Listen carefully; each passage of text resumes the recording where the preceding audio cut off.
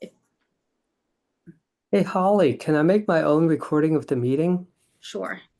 Okay. And you also Um, co-hostship eventually, right, Frank? Anyway, Oh, I figured- for screen sharing? Yes, I will need that. Okay.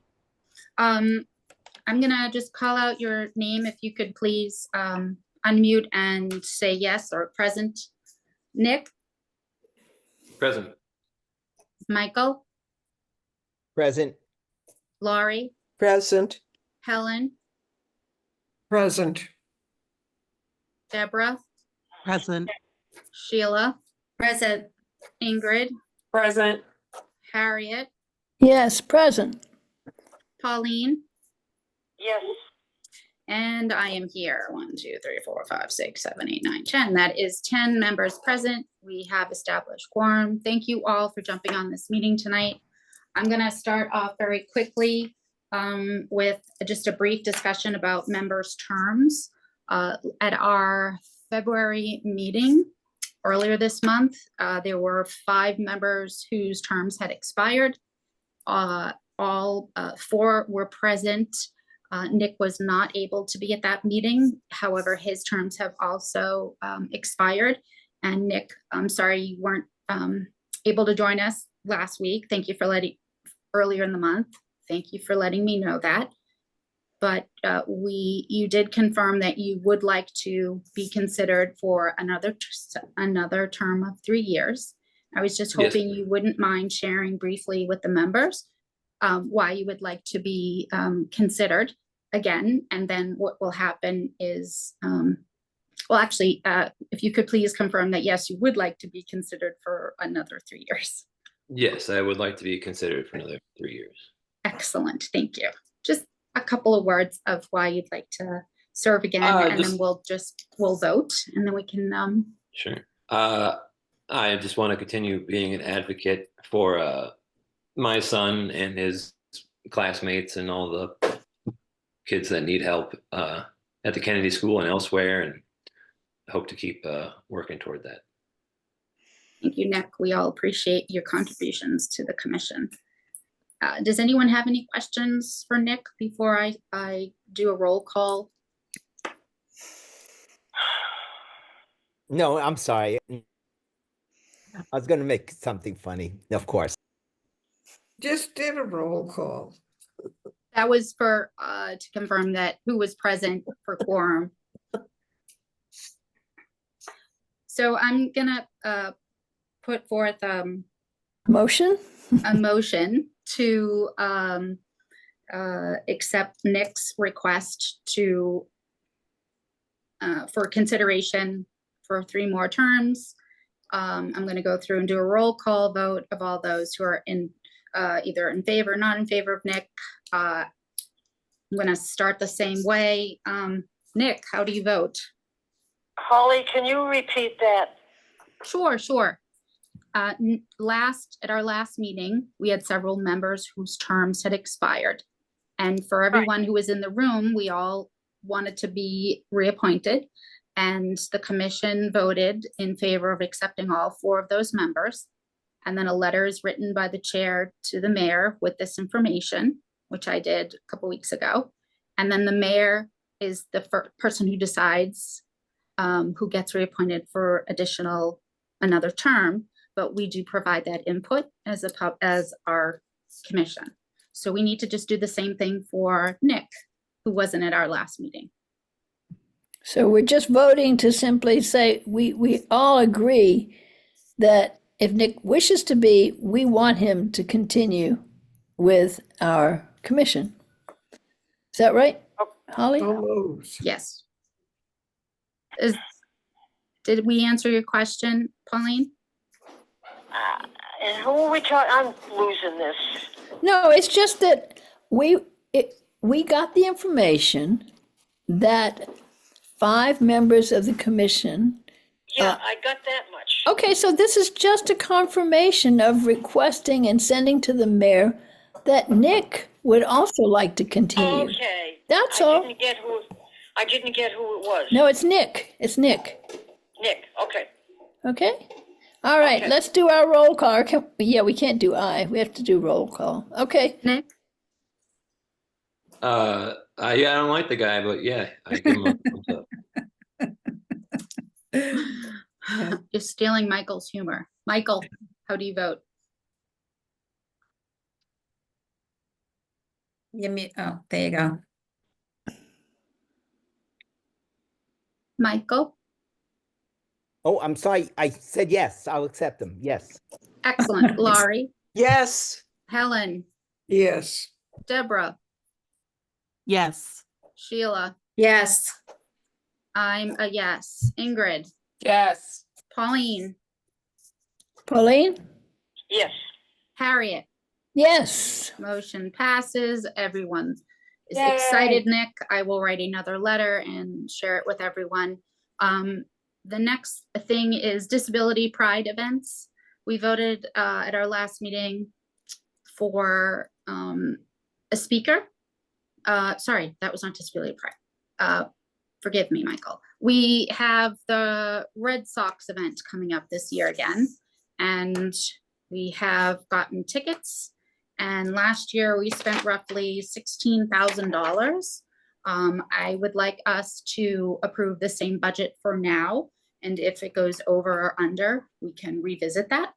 So I'm going to put forth a motion to allocate $16,000 of our budget towards the Boston Red Sox Disability Pride game. Any questions? Second it? Oh, well, yeah, go ahead. Yep, a second. Thank you. Any discussion? This is Harriet, if we need it. Okay, I'm gonna roll call for the third time. Nick, how do you vote? In the affirmative, yes. Michael, I. Laurie, Yes. Helen, Yes. Deborah, Aye. Sheila, Yes. I am a yes. Ingrid, Yes. Harriet, Yes. Pauline, Yes. excellent. Eyes have it. 16,000 will be allocated. Dear treasurer, please make a note. Yes. Harriet and Frank brought to our attention the lawsuit, which is the main meat of our discussion tonight. The lawsuit that's been filed in, I believe, 17 or 16 That's right. states. 17 states. States. That's right. It does not include Massachusetts. However, it is to abolish the protections of the 504, which are very precious to all Americans. And Harriet and Frank are gonna talk us through what this is. We would like to just briefly talk about a draft or a position or how we feel about this, similar to when there were people who, commissions or groups that discussed other things that are going on in our world. This is extremely local and extremely important to all persons with disabilities and all the people who love and take care of them. And it could take away their educational rights.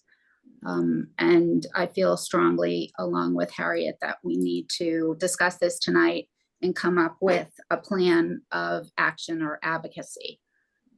Take it away, Miss Harriet. Now I'm going to hand it to Frank in a moment, but what I'd like to say is, you know, Biden did a great thing because he got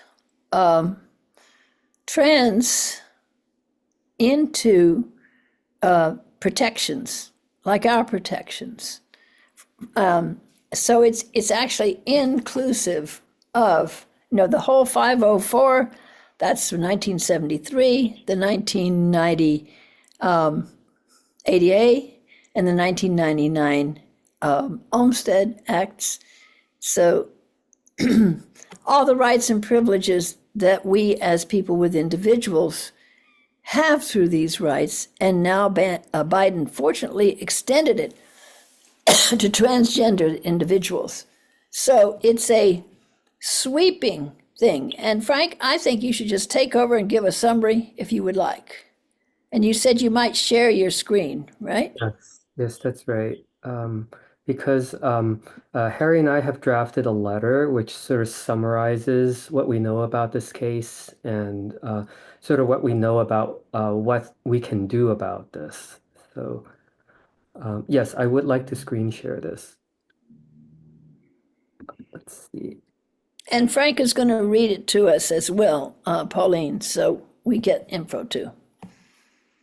Okay. Do you guys see the letter? No. Huh. Okay. Interesting. It says that it did it. I Well- see it. I see it. I see it too. Oh, okay. Did it Lawyer start a sees lawsuit by it. 17 States Attorney General? Yes, that's right. Yes, okay, yep, I can see it now. Okay, no, that's great. Okay. So for the benefit of Pauline and Harriet, we can read through this letter, or I can read through this letter, uh, and then we can discuss. A lawsuit by 17 states attorneys general winding its way through federal courts right now threatens to have the entirety of Section 504 declared unconstitutional. As you probably know, Section 504 prohibits organizations receiving federal funding from discriminating against persons with disabilities in participating in programs, receiving benefits, and employment. These organizations and employers include many schools, hospitals, and nursing homes, and other organizations. For the lawyers and the legalese geeks among us, here's a link to the actual text of the lawsuit. It's Texas v. Becerra, filed in U.S. District Court, Northern District of Texas, Lubbock Division. For the rest of us lay people, a recent article from Forbes magazine, excerpted below, highlights this threat. This is an article from Forbes.com published on the 13th of February, so maybe about 11 days ago. It starts by explaining, what Section 504 is. Basically, before the better known, the ADA law, which. Tonight, or do you want to make? I'm sorry. Sorry, what's going on? No, it's okay. Keep going. Okay, basically before the ADA was passed in 1990, and I believe President George H.W. Bush signed it, Section 504 of the Rehabilitation Act of 1973 was one of the first major disability rights laws that this nation has passed. And it says that no otherwise qualified individual can be simply because of their disability denied the benefits of or subjected to discrimination in any program or activity that receives federal funds. Now, that law has turned out to be hugely important in education, offering an even broader definition of students with special needs than the other Individuals with Disabilities Education Act, I guess the IDEA, for those of you who know it that way. Okay, but the important part is now 16 states have joined the state of Texas in a lawsuit asking the federal court to declare Section 504 unconstitutional.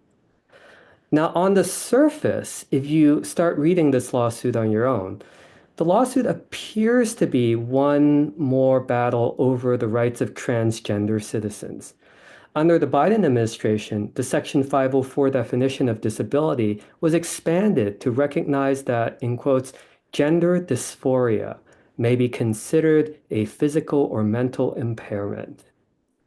The lawsuit then spends over 30 pages objecting to the addition of gender dysphoria to the Section 504 definition. It argues against the rule's understanding of gender dysphoria. It argues against the characterization of Olmsted, which is a 1999, I believe it's a Supreme Court case, that found that persons with mental disabilities have the right to live outside of institutions.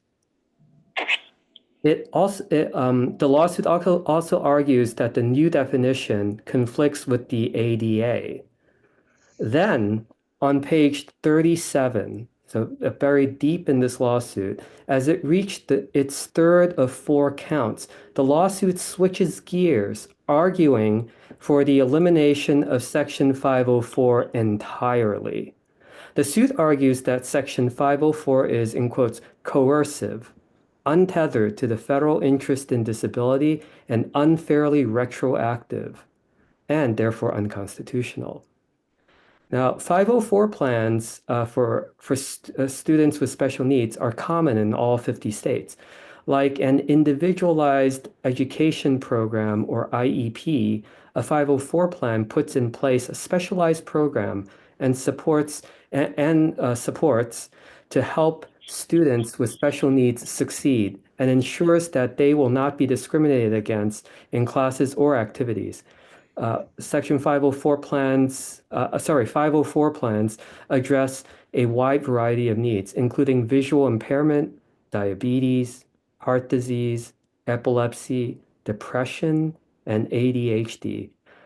Section 504 is meant to guarantee that these students cannot be discriminated against and that they will get the supports they need as they receive a free and appropriate public education.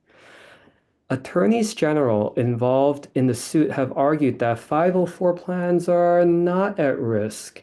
When confronted with protesters, for example, the communications director for the Iowa Attorney General's office told Michaela Rahm of the Des Moines Register, in quotes, "The Iowans who were fed lies to show up at our office today in freezing temperatures deserve the truth. And the truth is that no one's 504 plan is being changed or removed," end quote. But if you look at the language of the lawsuit, that language is clear. The fourth item under demand for relief says declare Section 504, 29 USC, Section 794 unconstitutional, or paragraph 794 unconstitutional.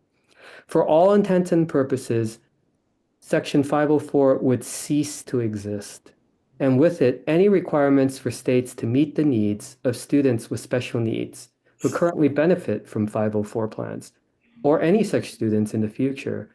A decision in favor or found for these 17 states will affect all 50 states and for individuals of all ages. So I Hey, guess just a minute, because I think there's one postscript that is understood on some level but not spoken. If this case is won in the district federal court, its next juncture would be the Supreme Court. Is that right? well, if someone bothers to appeal it, but if it wins in federal court and no one appeals it, it becomes law of the land, or it binds us. So 504 would be gone. And what Frank and I and others have been doing is checking in. There are ways to check in with the Massachusetts attorneys general, and I hear, but I haven't seen proof yet, that one amicus brief or friend of the court opposing this lawsuit has been filed. And it's my understanding the more of people who register their disagreement may in fact inspire another. I don't know. And any of us who has friends and relations in any of these 17 affected states, we can encourage them to file, complaints against the continuance and ask for withdrawal from their states. And I don't know, can you list the states for us, Frank, just so everybody hears them once? 17 states are as follows. Texas, who's in the lead, then it's joined by Alaska, Alabama, Arkansas, Florida, Georgia, Indiana, Iowa, Kansas, Louisiana, Missouri, Montana, Nebraska, South Carolina, South Dakota, Utah, and West Virginia. So this is just to informationally provide information. And Frank and I can be a resource if anyone wants any further support. But This is Pauline. I have a question. sure,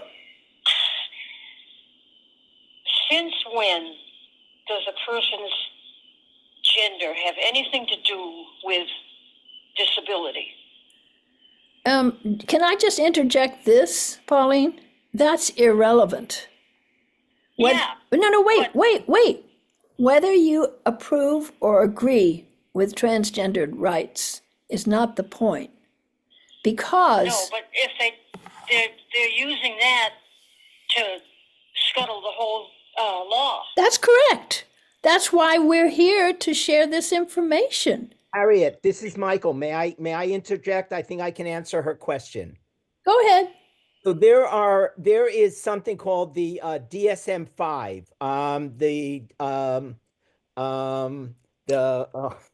It's a It's a diagnostic tool. It's a diagnostic tool. And what that tool does, there's also another one that the DSM-5 is for the United Diagnostic States. Statistical Manual. The That was DSM-5, Lori. the DSM-5 was made in the United States by psychologists, psychiatrists, social workers, a whole bunch of people.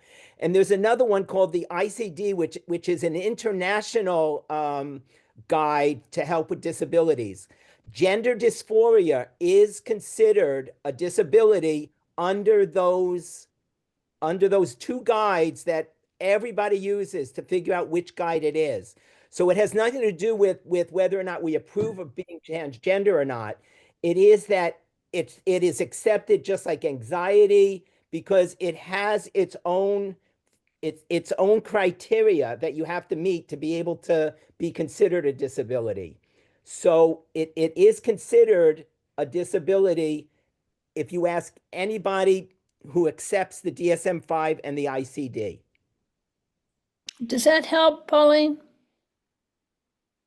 Sort of. The issue here isn't whether or not we agree or disagree with what Biden said. The issue is that someone took that as a jumping off point to abolish a law that protects many people. And the concern is persons with disabilities will lose a lot of their civil rights because of this, lots of groups. And whether, as Harriet said, the piece about what was added to it by Biden isn't our concern. Our concern is making sure that the 504 does not go away. Does that make sense, Pauline? This is Harriet. We don't want 504 to go away. Would you agree with that? I do agree that we don't want it to go away. Well, that's all we need to know. And I just want to clarify one other thing, Harriet. Harriet and Frank have offered to help with advocacy. That's something that they're doing outside of the commission as residents. But here, and I applaud that and I appreciate that. And we're all advocates in the commission and outside of the commission. But today, as members of the commission, what we're talking about is what do we want to do? What action do we want to take with our local government to say the Somerville Commission for Persons with Disabilities strongly urges the city to recognize this, and we cannot let 504 be abolished. And even though we are not a state that is signing on to it, there are certain actions that can be taken. Would you agree with what I just said, Harriet? Yeah, absolutely. It's just like saying the way the city has declared itself, a sanctuary city, or the way the city itself declares, which may be different from other places, right? So it's just simply the city, this municipality has the right to express itself that we don't want, not just our commission, but the city. We can request that the council and the administration recognize this very impossible thing that could happen. I mean, we got to keep our 504. And I would just like to add that tonight, the school committee has drafted a resolution in support of people with disabilities in Somerville Public Schools because of this 504 lawsuit. And that meeting is tonight at 7 o'clock, and they are taking public feedback. And what we're talking about tonight is, what do we feel is our next step as advocates within the city to share this news, and how we stand strong with people who need the 504 to stay in place. Holly, this is Michael. May I ask a question? Of course, Michael. So I 100%, I think we are all on the same page. At least I hope we are all on the same page in this commission. In the Northeast is never, ever, ever going to go that way. I mean, there is just not one state in the Northeast that would go that way. What is the strongest thing that we can do other than say support it, other than say, because we know that the states are going to support it. Is there anything strong that we can ask the city to do that will help these people? That will help us all ultimately, but yes, so that's my question. Anyone else want to, Helen, I think I see your hands up. Yes, Yeah. I'm curious, the rights in 504, are they not incorporated into the Americans with Disabilities Act? They are separate.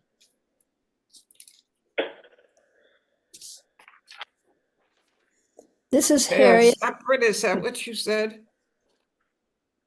I believe they are separate. Okay. 504 came after.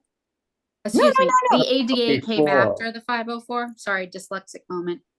The ADA came long Ah. after 504, yes. Correct.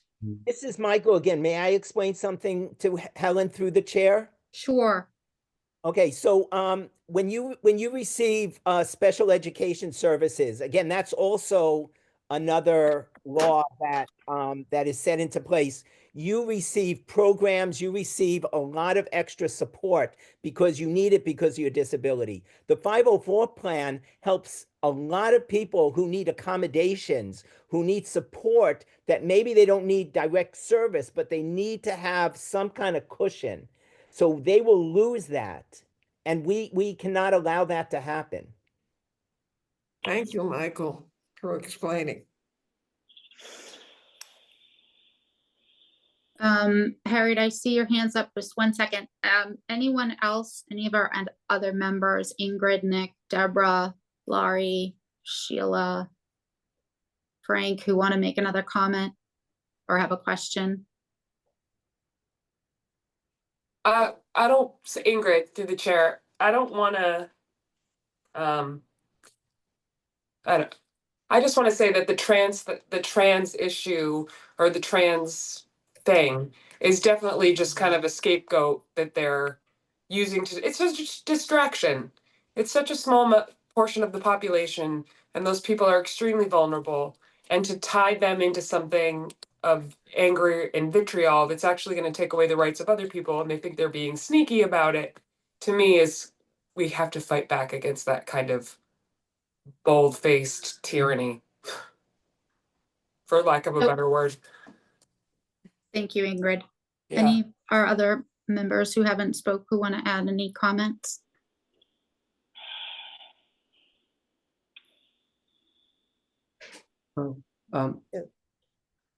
Laurie?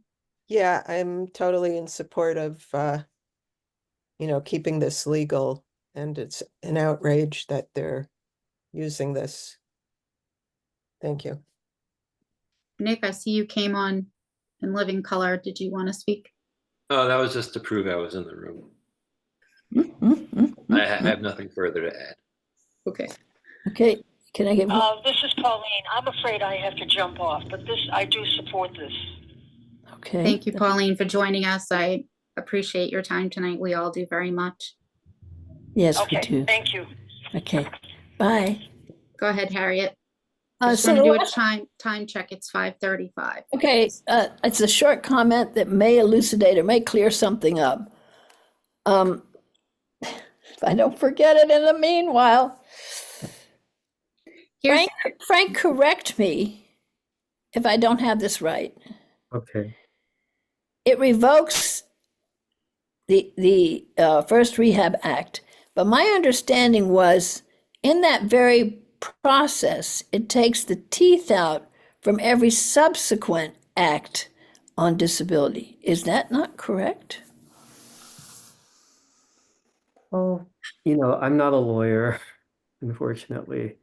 Any of you know more about ADA and how it interacts with the Rehab Act?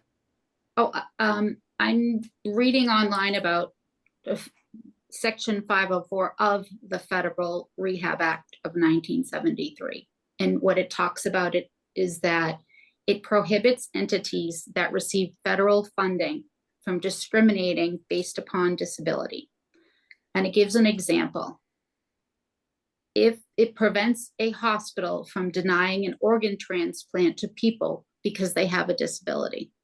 So if 504 were to be repealed, it is not just educational rights, it is discrimination in programs that receive federal funding, which includes healthcare, education, and wait a minute. Employment, of course. Employment, that was the third one. That's a lot of not goodness. And we all know that our current federal Mr. Trump is threatening to take federal funding away from all different programs and different communities based on some of his new beliefs. And if the 504 went away, that could really, it could be catastrophic to so many people, because who would then get to decide who gets a transplant, what disability is or isn't okay for a transplant? Can you imagine? So it's not just education or going into a nursing home. Sheila, you look like you're ready to talk. Oh, no, but I will just add a little bit. From what I've seen in the schools, the kinds of services that are provided under 504 are more, I think someone said it earlier, more like accommodations, sometimes for more medical issues. You know, a child has hearing difficulty, it's that they can be, you know, sit in the front row to be able to hear the teacher. A child might just have something reason that they might need to use the elevator in the school.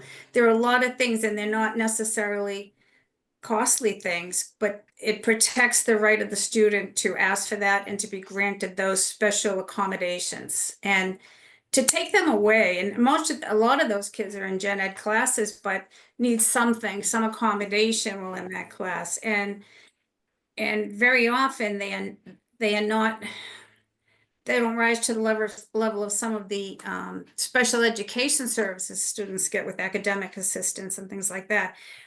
But they're so important to kids, just to be able to get a proper education, as they say, a fair and adequate education. So you know, it's just for an item that is not at all terribly costly to most communities. It's just a fairness policy to allow those kids to get what they need to be able to get through school. And so I wholeheartedly agree with whatever action we decide to take, and I'm not quite sure what form that should be, but it feels that we need to do something. You know, what happens usually in Massachusetts is the people that we would, you know, we can send something to our federal delegation, but most of them I'm going to expect are on the same page as we are. So trying to reach the people that need to be convinced is more of a challenge. Yeah. So I'm reading some more news, and again, it talks about if this were to be abolished, the concern is that it could also say that protections for discrimination based on sex, race,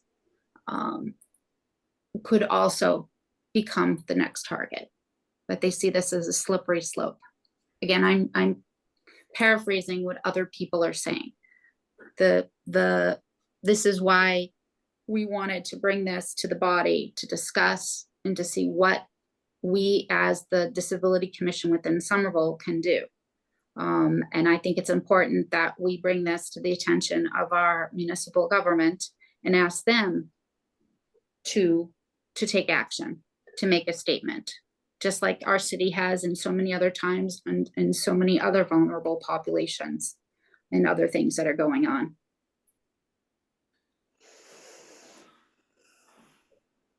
This is Deborah.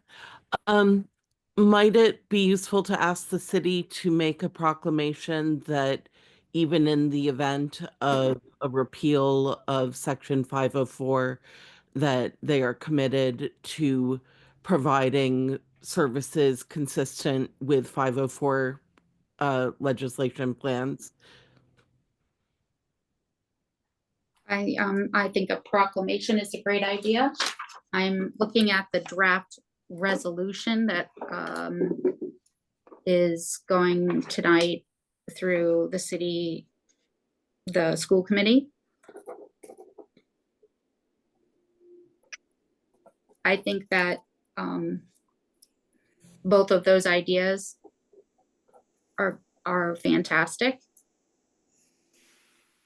Thank you, Deborah. Oh, sorry, Frank. You had your hand raised. Apologize. I have to unmute. Okay. So I was wondering if that resolution is something that maybe the commission could sign on to. Just a thought. Which resolution, sweetie? The school committee. Oh, Yeah.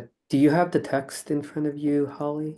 I would have to see if it is attached as a meeting document so that we could see exactly what we are signing on to, because I just have the Google version. So let me take a look.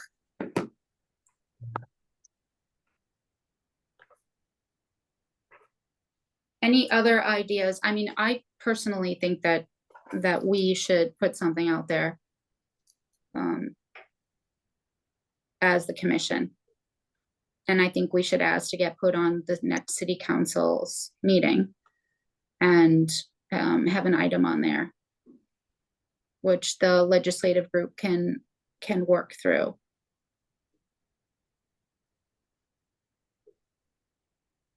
Is Which that is motion? myself, Helen, Sheila, and Rashid.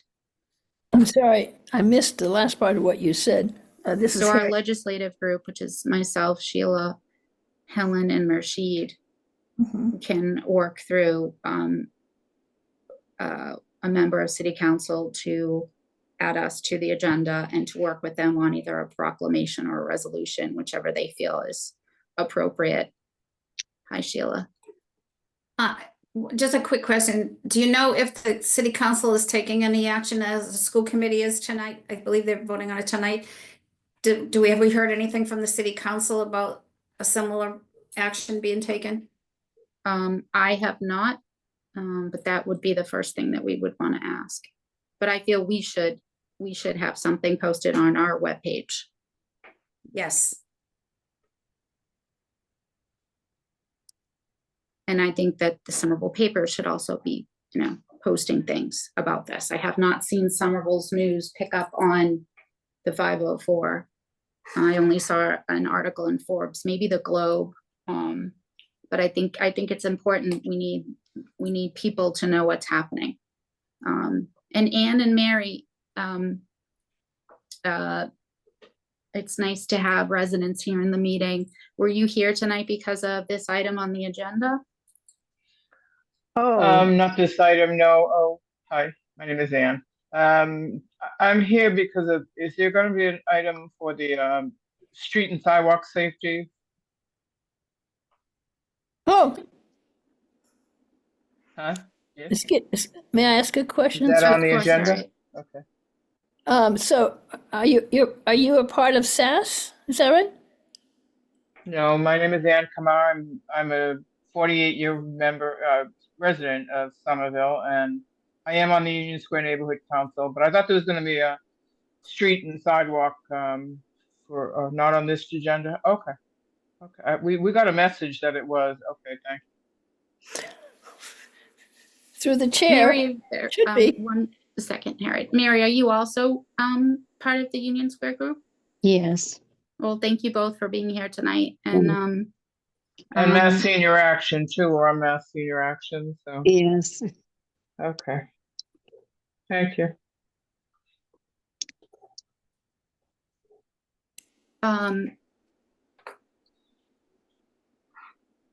Go ahead, Harriet. Do we have a visitor? I thought Megan Smith was here tonight, or did I just dream that? Megan Smith is here, and we have Ann Stephenson.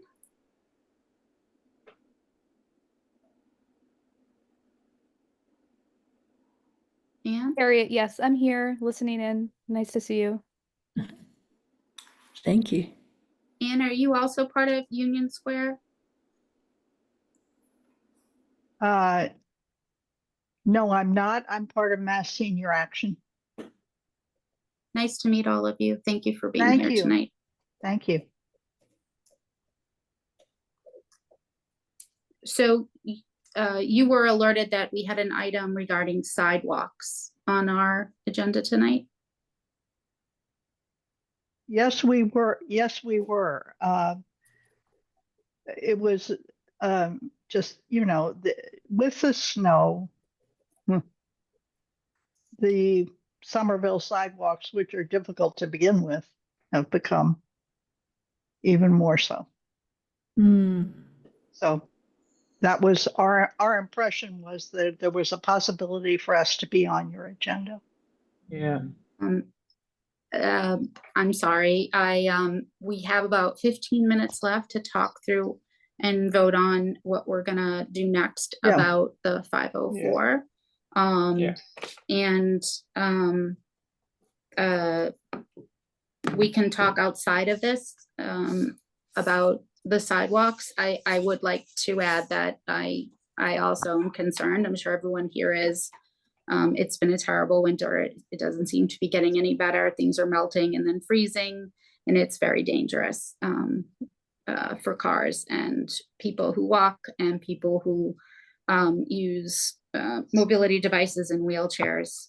It's so narrow and dangerous. So thank you for making time. I'm sorry that that wasn't on our agenda tonight.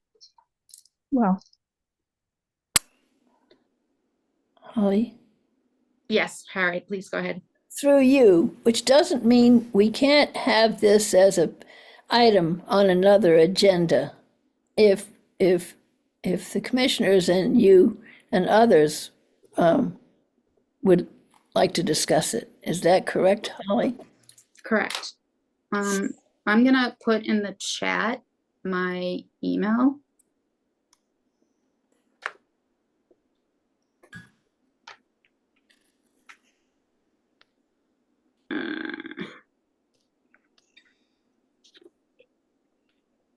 This is Harriet through the chair, and in the interim, I can announce that our next meeting, though the agenda isn't fully set, is on the 11th of March. And anyone can come to our meetings, and maybe we can put this on an agenda. Let's see. Absolutely. So I put my email, hsimeone@mac.com. Thank If you. you want to reach out to me later tonight or tomorrow, we can discuss that with you.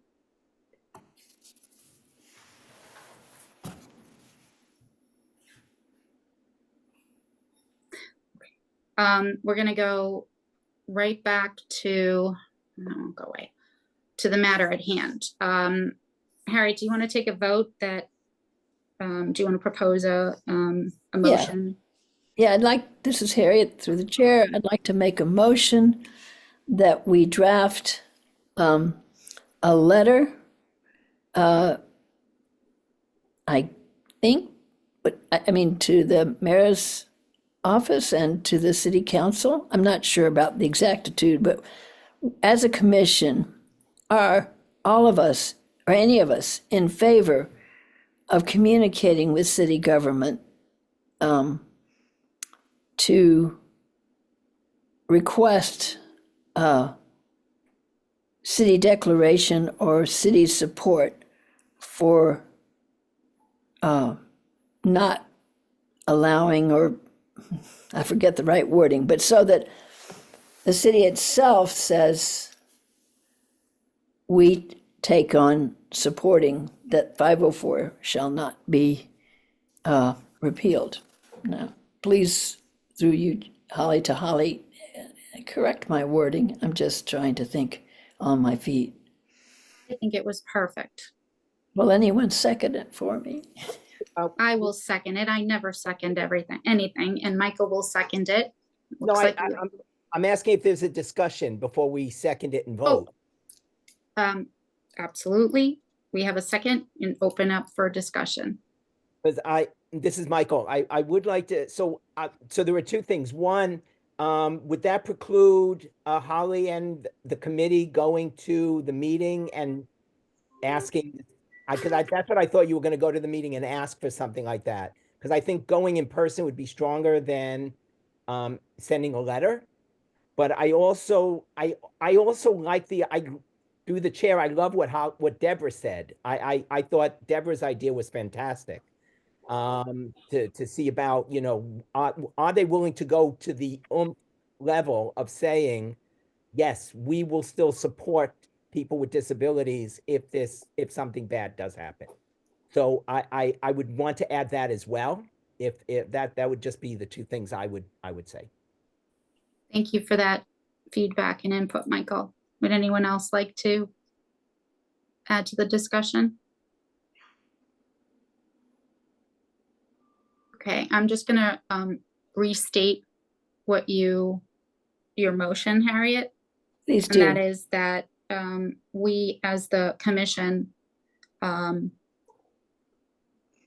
will draft a letter to the mayor and to city council, and that we want them to create either a resolution or a proclamation to ensure that students, persons with disabilities, people's rights as far as employment, education, healthcare will not change within the city of Somerville.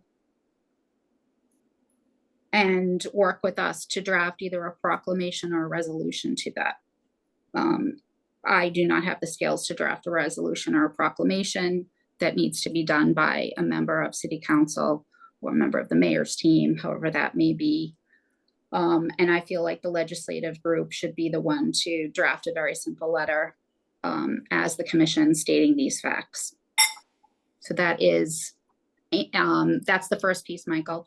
And then I feel we need another motion about what you added. Dinner.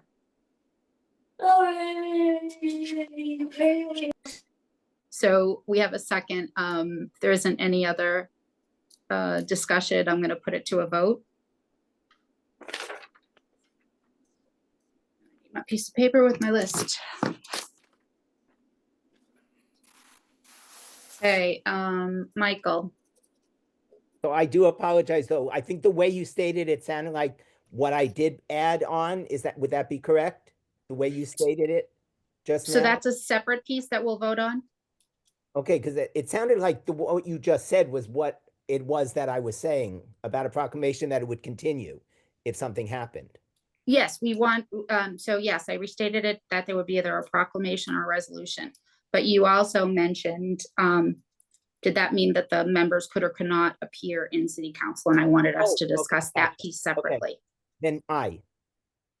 Okay, we have one yes. Helen, Yes. Harriet, Yes. Nick, Yep. Sheila, Yes. Laurie, Yes. Ingrid, Yes. Deborah, Yes. and I am also a yes. Okay, so the motion passes. I would also, yes, applause to everyone, applause for all of us. I would like to add another motion onto what Michael said, that actually, I don't know if I need to make a motion. I think it's very important what Michael said. about can we go to city council when this gets hopefully put on the agenda. And we can go to city council as residents, and as many resident members of this commission and people, including Mary and Anne, and there was one other person who was on the phone a minute ago advocating about the sidewalks. I think everyone who shows up is very important. The more people that are in front in a city council meeting gives us a lot of strength and power in our voices. And the matter will either be addressed by myself or Harriet in person. The chair or the vice chair will read that to city council. But I think that anyone who would like to be there is always welcome. We are not going to deliberate this topic in that room as a group. And I think we've pretty much deliberated and discussed what our action is going forward. But we just want to be mindful that we would not be deliberating as a group or voting at city council or outside of any of our meetings. Right. So I guess I don't need a motion, but Michael, I love that you asked that question. And Deborah, I love that you added the pieces about the proclamation and the resolution. And unless anyone else has anything on this topic, we are 3 minutes before 6 o'clock. And so ladies, I did put my email in there. Please reach out to me so we can talk about what you'd like us to engage in. Looks like all of our members are shaking heads. Yes, we'd like to have you come back at our March meeting. And we'll see how we can collaborate on that. And Mr. Shives. This is Michael again. I know I've been very vocal this meeting, but I just want to say, can you imagine if all the states that weren't on that list made this kind of proclamation? I mean, we would be making such a statement. So if other states are not doing it, if we were to start it and let people know that we're doing this, I think it would make a movement that would yeah. So thank you. Adrian, can you assist us with the comms team, or can Hawken? So what exactly do you want from the comms team, just so I'm clear before I start that assistance? Absolutely. Once we have this letter drafted, our statement that we do not support about the abolishment of the 504, we would like that to be part of our website. And if other departments decide to pick that up, or the mayor does, or put that in other places within the city, I think it's very important. So that's the conversation we'd like to have. Okay, that is, from my understanding, a simple request that I will do through Hawken once the letter is drafted and ready to be sent to the mayor's office. It would be best practice if either that was sent by Holly to the mayor's contact and city council contact. Both have general emails, and then I was copied, so I was aware. And then once that was done, I would put in that request with Hawken. Do you have any other suggestions as far as sharing this? I think based on the discussion I've heard here, and I was taking minutes, you've probably picked the best avenue. Obviously, the mayor and city council have to decide what they want to do with it. As Holly did mention, anybody as a resident is free to reach out to their respective city councilor or an at-large councilor once this is sent, to say, I'm aware that this has been sent, and however you want to start that conversation with that person based on your relationship. They should be all aware, since it will be sent to their email address. And I think that's probably a good starting point. I do want to echo, and I cannot remember who said it, that you all should be aware, or if you go this evening to see what direction the resolution that the school committee is taking, because just from an advocacy standpoint, in general, there is strength in numbers, particularly when coming from multiple entities or bodies within a municipality. And it does, from my experience, just observing, does look stronger for a bigger collective effort that could possibly happen between city council and the school committee. But that entirely depends on how that all goes. But I would encourage you just to see, those of you who can attend, what that discussion is around their resolution. Thank you, Adrian. And we do need one more vote. You need a motion to allow me to speak as the chair tonight at the school committee meeting that we strongly urge. We are in support of their proclamation, a resolution for our Somerville students, and to sign on to that proclamation. Okay, any discussion, any comments? Okay, we have a second. Oh, I keep losing my name. Yes, here we go. Michael, how do you Can we vote? be sent the link? Can you send us the link to the meeting, or I don't know, whatever, for me?